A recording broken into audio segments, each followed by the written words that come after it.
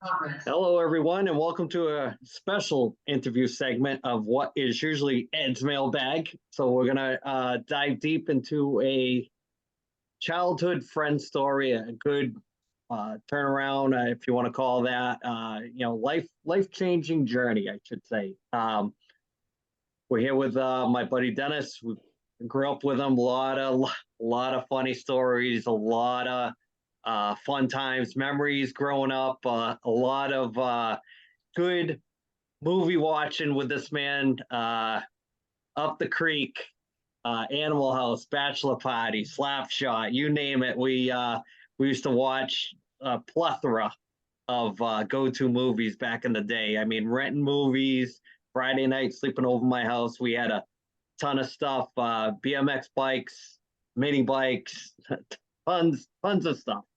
So I wanted to bring Dennis on and talk mostly about his journey through the going over the 50-year mark, and there must have been life changing. I don't know, come to Jesus moment, as they call it, of why uh, he was chosen to go down this path. So, Dennis, just want to introduce yourself and maybe just give a little bit of getting us going on this little interview. Yeah, 100%. So, as you know, as Andy alluded to, I am a lifelong friend of this man as well as Ed over there. We spent our entire childhood together and had amazing times, right? Grown up, I moved out to Chicago soon after I got out of college and started working. Got married, have built a life out here. Just celebrated my 24th wedding anniversary. Got 5 children.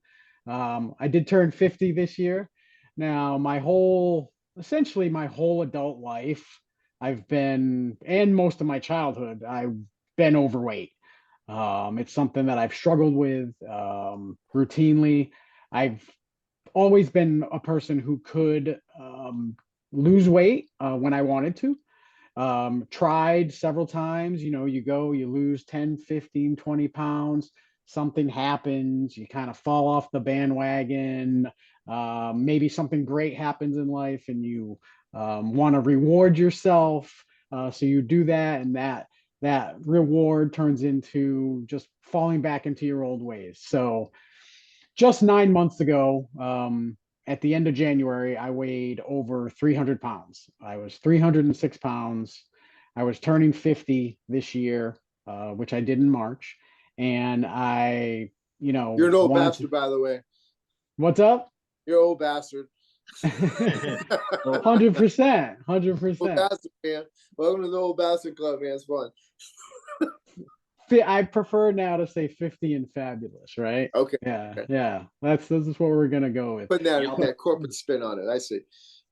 But I wanted to make another good faith effort to lose weight, which I've done countless times. And so decided, I researched some diets, some programs, and I basically went into like a ketogenic diet. I followed that for about 3 months. Actually, and that is basically a lot of fat. You eat a lot of fat. You don't eat any grains. You don't eat any sugar. It's mainly fat and protein. I allowed myself like 25 total carbohydrates a day. And I started to see some results. I started to lose weight. So that motivated me, and I started working out. I worked out with my son, who's one of my sons. I've got 5 children, but one of my sons who's in high school. He's really into working out. He's very fit. He's very athletic. So I started working out with him every single night. We would go and train at the gym, and I just kept working my program. Kept losing weight, kept losing weight, kept losing weight. So it made it easier for me to stick on.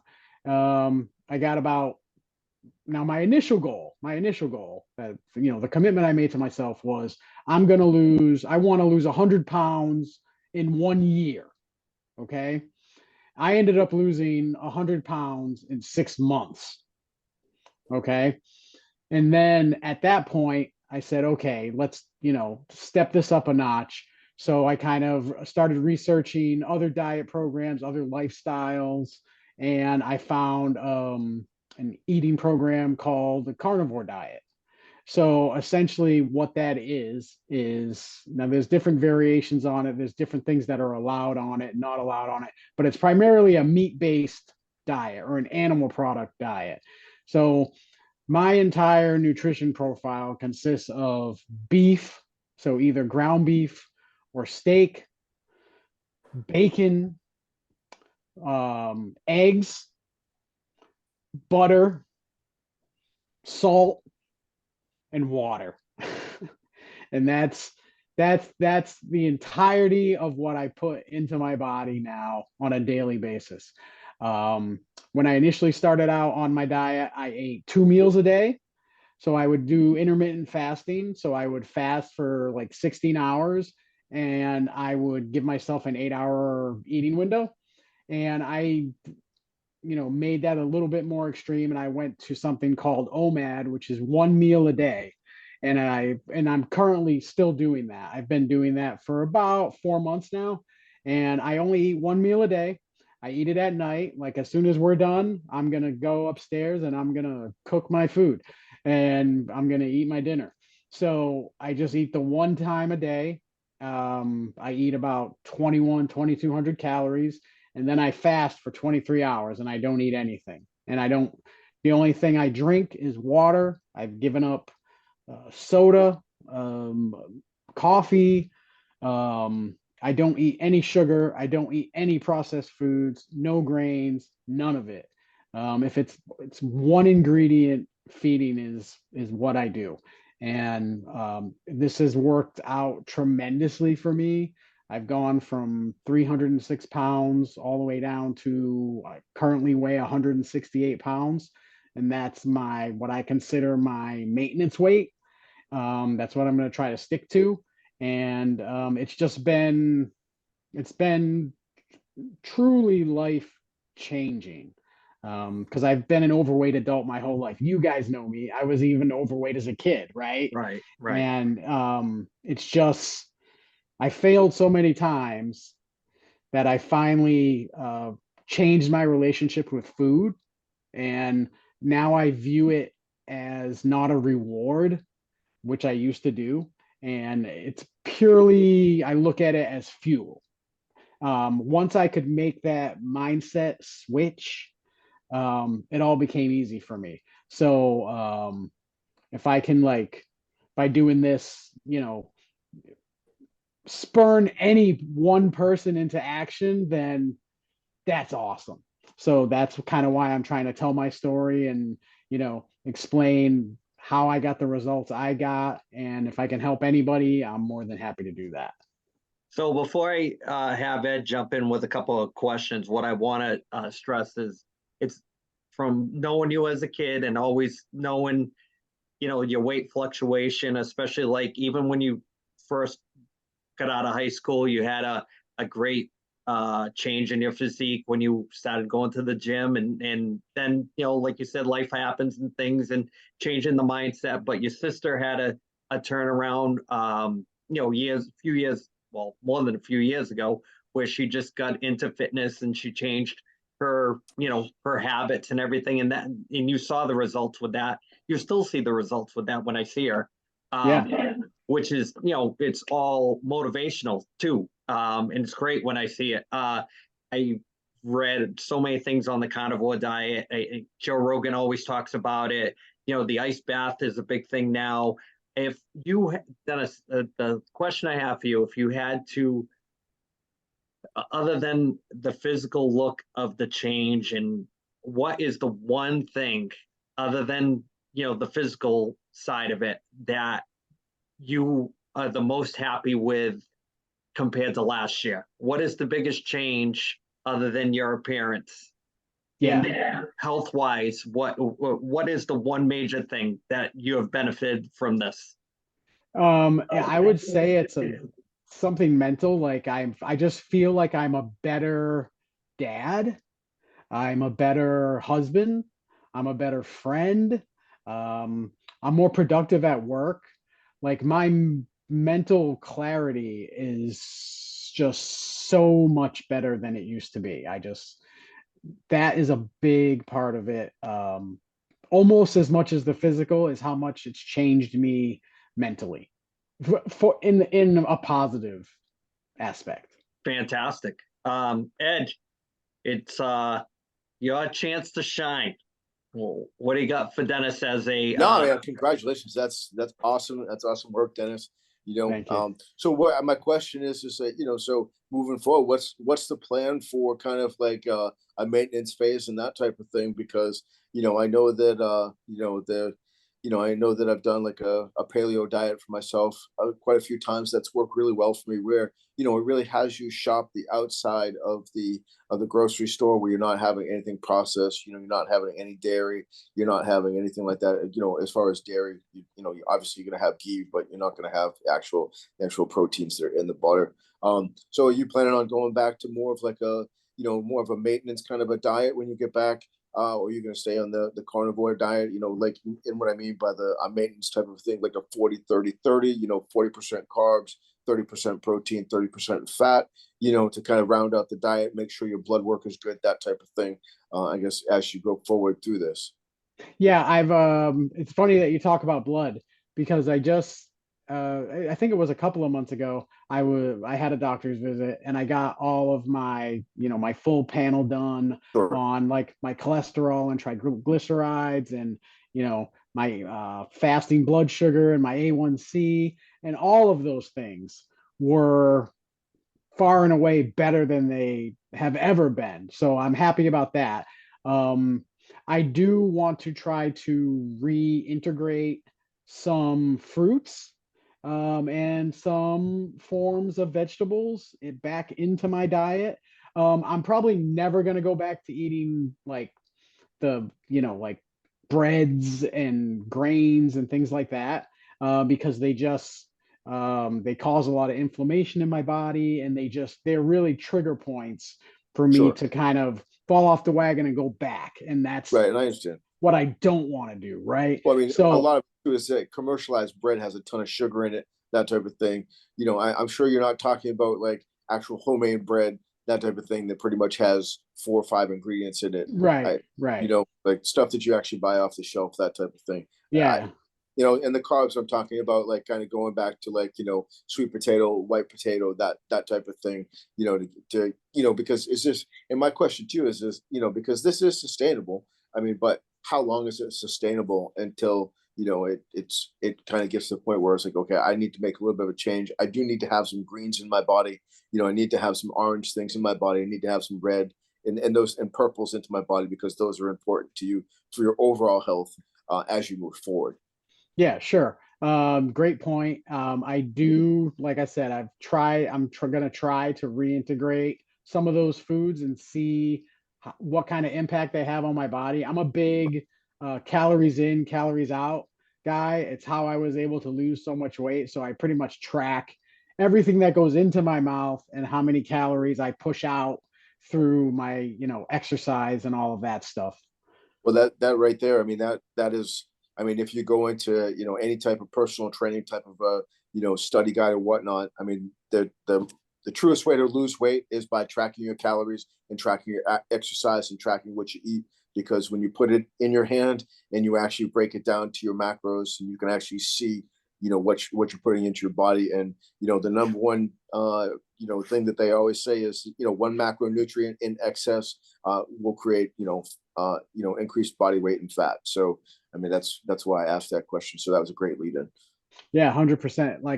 Like once I hit my goal weight, which was just like a few weeks back, Sure, I congratulations. was like, thank you. I just decided, okay, now I just want to make, I don't want to lose any more weight. I'm comfortable right here. Um, if anything, like I want to try to like maybe add some mass at this point and maybe bulk up a little bit, which I know takes a long time, right? But through tracking all of my macros and calories, I was able to find, okay, how many calories can I eat with the amount of exercise that I'm doing on a weekly basis and maintain this body weight. So that took me a couple of weeks to figure out, and I've kind of settled in on that like 2100 to 2200 calories a day for me is what works. I got this handy dandy Garmin watch that's just like the Which greatest one you thing got? ever. What's that? Which Garmin you got? I got a Phoenix 7. The Phoenix is a nice piece of machinery, man. It gives Down and me climb mountains, that thing. so much information. It's ridiculous. It's way more accurate than my Apple Watch ever was. And it's just provided me with so much feedback that it's really helped me get to where I'm sitting today. So I'm really happy for having that. So you want to have all the tools at your disposal. You want to have a community. So that's why, like, I'm really big on Twitter with, getting information, following people, being accountable to people, having people be accountable to me, because I don't know everything. I'm just figuring it out. I just started doing this because I just didn't want to be so fat, and I've really developed a lot of great relationships over Twitter with people, and I've learned, a ton. So it's just been like a wild 9 months. It's funny because I just went to my brother-in-law's wedding last weekend, and I've seen people that I haven't seen in years, maybe even more than a decade, some of the relatives. And honestly, these people just did not even recognize me. And it felt so freaking good. Like, yeah, and it was okay. And I didn't even eat the meal that was provided at the wedding.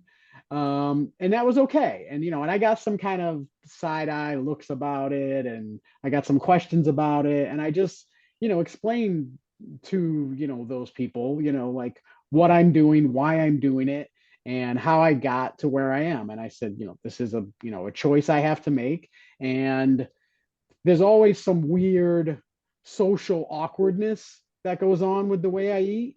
But once I explain it to people and once they understand, like, the journey I've been on and like the results I've gotten, people are like, well, it's working for you, right? So just keep, doing you, right?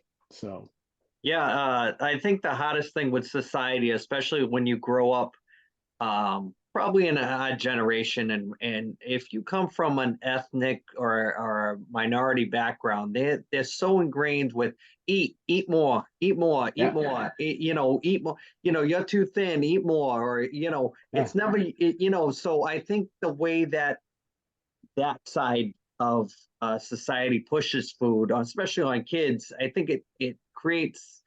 I'm not saying that kids shouldn't eat because when you're young, you can pile on a lot of stuff and still stay. yeah, But it sets a precedent going forward that I've read things about breakfast. The term comes from breaking your fast in the morning, and all that stuff with all these cereal companies, and breakfast is the most important meal of the day, all started through marketing and commercialization of how the 3 meals a day and the food pyramid with school and all that.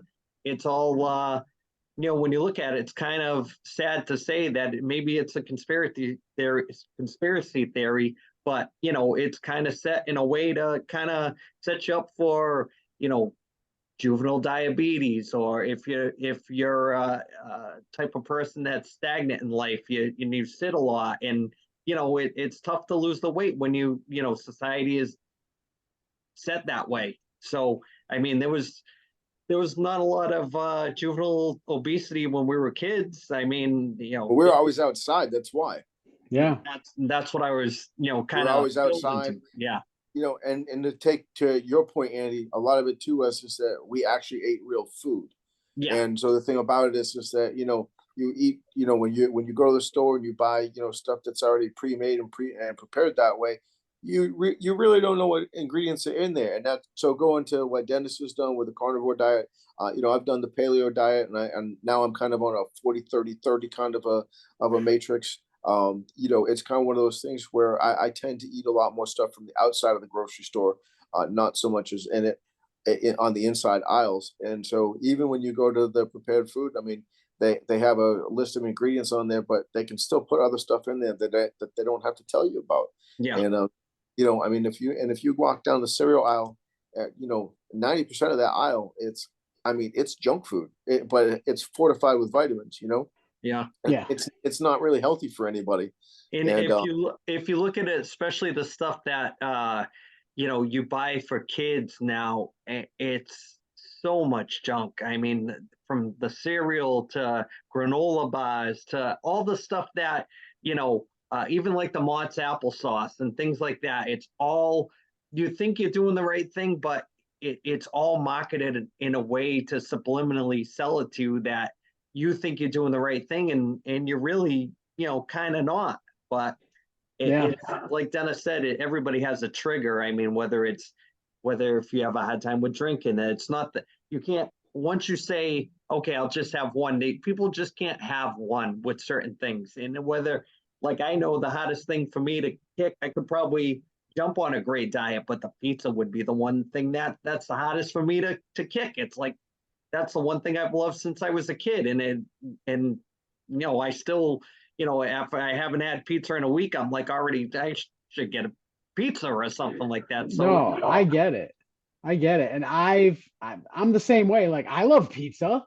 Um, but those foods got me to be 306 pounds, right? Like I just couldn't manage my metabolism eating those foods. And I just came to that realization, made a conscious decision to change what I put in my body. I was able to stick with it, be committed to it, and kind of like got through to the other side, right? Where it doesn't own you anymore, where it doesn't control your life anymore.